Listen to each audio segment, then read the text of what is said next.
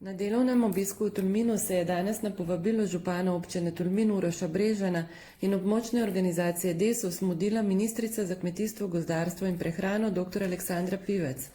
Osrednja tema pogovorov na srečanju s predstavniki lokalnih inštitucij sta bila ohranjanje življenja v visoko ležečih krajih in zagotovitev ugodnejših razmer za razvoj gorskega kmetijstva na Tolminskem in širše v Posočju, saj je le to nepogrešljivo prepleteno tudi z razvojem turizma v teh krajih.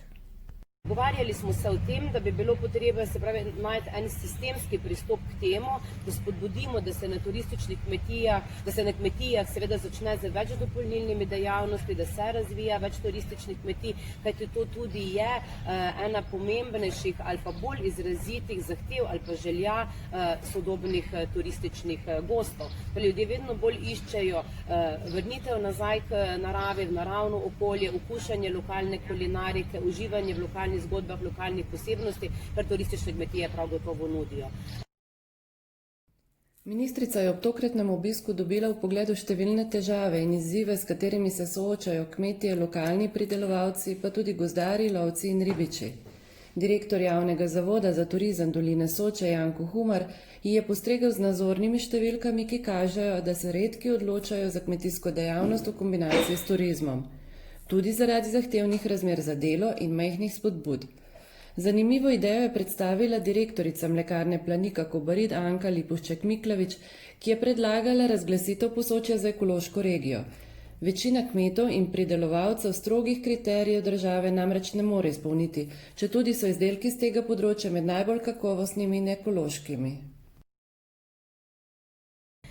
Zaprosila sem sicer, da se pripravi en predlog, na kakšen način se seveda predstavljajo. Prepričana pa sem, da to območje ima izrazite naravne danosti, da resnično lahko postane ekološka regija, kjer je seveda potrebno doreči način, možnost potem seveda tudi podpore, določitev kriterijev za izvedbo ekološkega kmetijstva, seveda po posameznih sektorjih.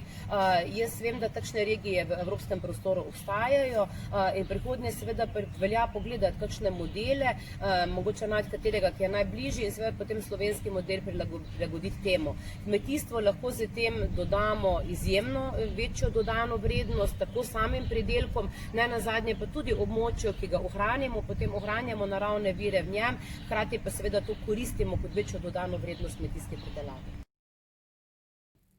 Ministrica, ki se je v Tolminu sestala tudi s predstavniki območne organizacije Desus in na pobudo župana Uroša Brežana kot primer dobre prakse obiskala turistično kmetijo pri Kafolu, se je seznanila tudi s stanjem doma za upokojence pod Brdo.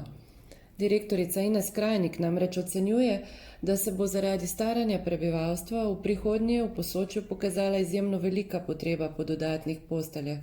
Zato je z zanimanjem prisluhnila ministrici o ideji, ki je ponekod že zaživela tudi v praksi. Jaz sem predstavila, poleg tega, da smo govorili seveda o potrebi po večjih kapacitetah v domovih upokojencev, tudi možnost, ki je seveda še vedno nova v povojih, to je možnost bivanja na kmetijah. Torej na kmetijah se lahko kot dopolnilno dejavnost opravlja tudi dnevna ali celodnevna oskrba starejših, zato so na voljo tudi razpisi, ki omogočajo investicije, se pravi podporo investicijam za izvajanje takšne dejavnosti in moram reči, da je ukrep izrazito dobro sprejet in da tudi večina starejših ljudi, ki živijo na podeželju, ki so celo življenje navajeni delati v tem kmetijskem okolju, izjemno dobro sprejema možnost, da lahko tudi svojo starost preživijo na takšnih kmetijah, se gibajo v naravnem okolju, pomagajo, koliko zmorejo, hkrati je pa za njih seveda poskrbljeno.